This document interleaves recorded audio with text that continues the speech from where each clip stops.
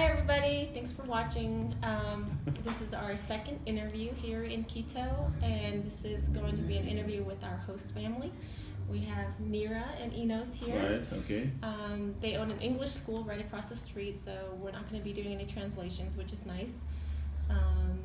And that's it. Let's get started. So, first of all, let me say thank you so much for taking time out of your busy lives. We've been staying with you for almost You're a welcome. month, and we know how busy you are with the school, with two schools, two branches of the school, and we really appreciate you sitting down with us for a couple minutes. Okay. I would say that you guys are an upper middle class family here in Ecuador. That's how I view it from my perception coming from America. How would you describe yourselves in terms of socioeconomic class in Ecuador? You can answer. I think right now in our country it's a bit difficult to explain, but a few years ago I thought we were a middle class family. But right now, with all the changes that have been occurring, so I think, as you said, we are a little bit better than the middle class. What do you think, Inus? Well, as you mentioned before, you said I'm perfectionist. Yeah. So I still have a lot of dreams. For me, classifying me in the upper middle class, I feel like I still don't deserve it. There's still a lot to do. Not in terms of how much I've got in the bank, but how much I can do for the other people that are in need. So there's still a lot to do until I become like calling myself the way you mentioned, what you just mentioned. Upper middle class. Yeah. Yeah. Okay. I believe, again, coming from America, it seems as if you two are living the American dream. In America, everybody wants to go from, not much or middle class or below and start their own business and work their way up and be successful financially and economically. And it seems like you guys are doing that here. Yes, I think that everybody stands on the elbows of the family. Shoulders. Or the shoulders, yes, or the shoulders of the family. So we have been very lucky to have a family that invested all they got in our education. So because of that, we had the opportunity when we were very young to travel to Russia and to other different places where I met Inus. And I think that all this situation helped us to have the possibility to open a business here. And here in Ecuador, there is still a lot to do. That is interesting. And I think that is one of the main reasons why we didn't stay in London, for example. Because like everything is already done, and here there is a lot to do. There is a lot of young people, a lot of opportunities. Of course, there is a lot of problems and risks as well, but I think it's a good feeling to have been done what we've done here in Ecuador. Okay. And Nyra, you said that you think you recently went from maybe a lower middle class to upper middle class due to the changes. Is that due to the gas market, the oil prices going down?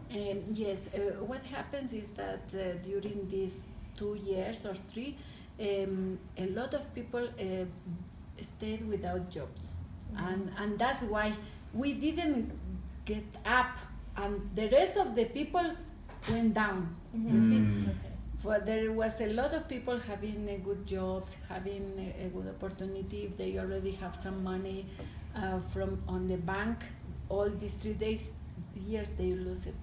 That's what The happened. bottom line is that we live a long time abroad, and in our third world countries there is a problem. I already mentioned that to you, that our people or ourselves before the trip, we used to make, or people still making a very, very short plans, and that is the problem. So as we got here, what we did from the first sense we got, the first money we got, we've been investing. So we didn't like leave a lot of money in the bank, for example. Any cent that we have earned has been invested in getting bigger, because we thought that our country is very unpredictable. There might come a time, even if today is better, where we'll be in trouble. So we've been like getting ready, investing, building other sites, and getting bigger, promoting the courses, and getting the quality to a whole new level. And now, you know, it's a surprise for many of us that the oil price has come down overnight, even for the leaders.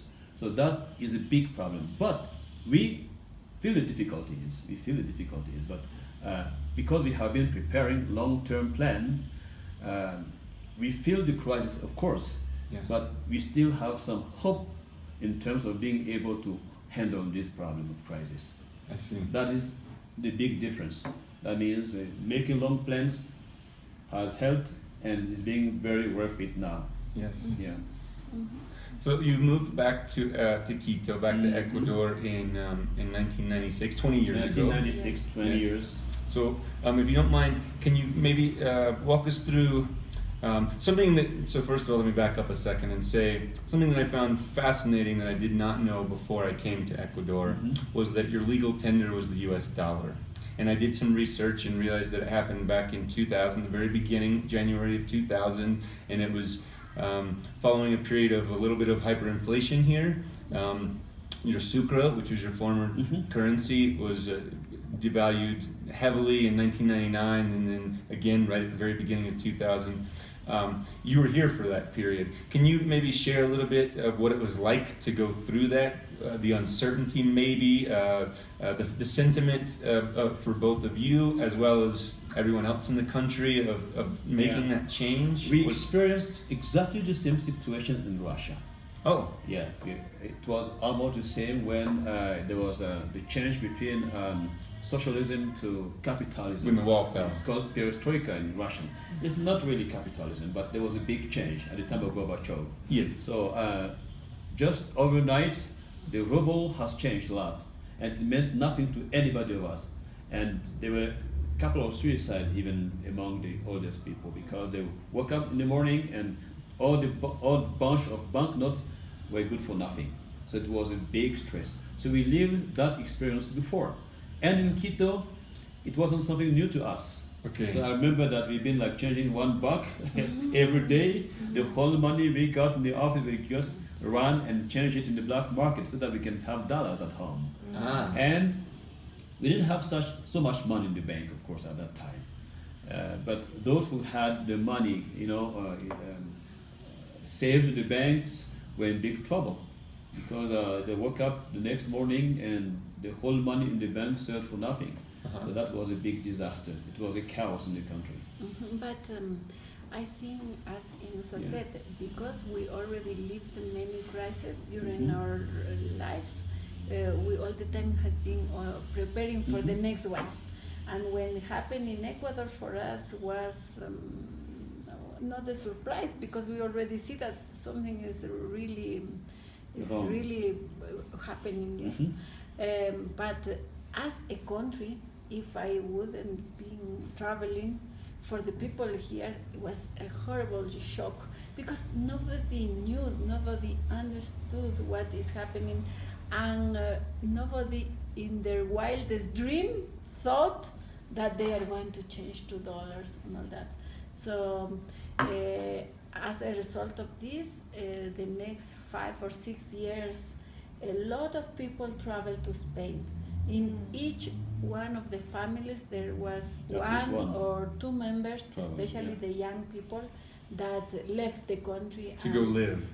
Went to live there to make a little bit of money to send to the families. A lot of them stayed, but there was a migration, like a migration of Quito. I can very well identify that 15 years ago, Quito was until a mayorista market, maybe 15 or 20 minutes from here to the south. But during the time that everybody left to Spain, they started to send all the money they got to their families, and their families built the rest of the south of Quito.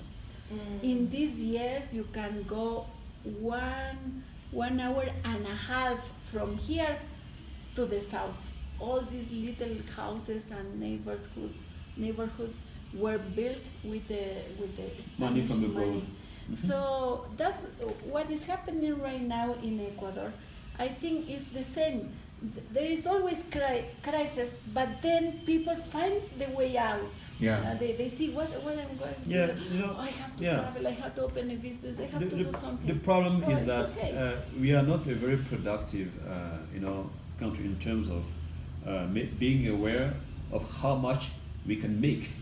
So getting money from oil is very easy money and very easy to be like spent. Yes. And we haven't been able to, realize that getting the money from oil is not the real situation we are living in. And a lot of people have got involved in like living in a world they don't belong to for so long. And we've been lucky that the oil has lasted for more than expected. But the problem is that we haven't prepared our people to face the coming crisis. Nobody thought that would happen. So now it is, and nobody is even ready, to tackle what is going on. I mean, paying the fees, the most important things like if you have a rent, you have to pay it. Dead or alive, you have to pay your rent, you have to pay your school fees, food, medicine, and so on. So it was a big surprise. But as I said, there is always, humans are the last resort. Yeah. So when there's a crisis, everything is gonna be alright. Yeah, You it's have gonna be- just to wait yeah. a little bit Yes, of course. until everything becomes better. But we have to learn from bitter experience. Yes. That means it's gone, but it's never gonna come. Time might get better, but that must serve as a lesson for the coming generation that nothing's gonna last forever. We have to learn and make long-term plans. I stick on it. Making long-term plan is the behavior that we have to try to learn in the third world countries. So you Yeah. mentioned previously that a big problem was that in good times you, as a country and even as people, you didn't save, and you would just spend what you have. And now that times are a little bit tougher, there's not a lot of backup finances to rely on. Yes. Now you can see in the country, for example, a lot of money have been invested. The country has gotten better. We have big, wider streets. We have the new airport, of course. Yeah. I know there are things that you can see around that have changed a lot in Yeah. the last 10 years, 8 years or so. There's been a lot of change. Money has been invested. But as Nyra mentioned, the most reliable resource are the people themselves. Yeah. They have to learn from bitter experience, not just because we build roads, streets, hospitals. Those things have to, be used now so that the next generations would learn how to face the coming crisis, problems that we might face. Yeah. Yeah. Okay, so can we ask you as well? So, Yes, yeah, absolutely. So, Right. how do you see Ecuador comparing with the other places that you Yeah.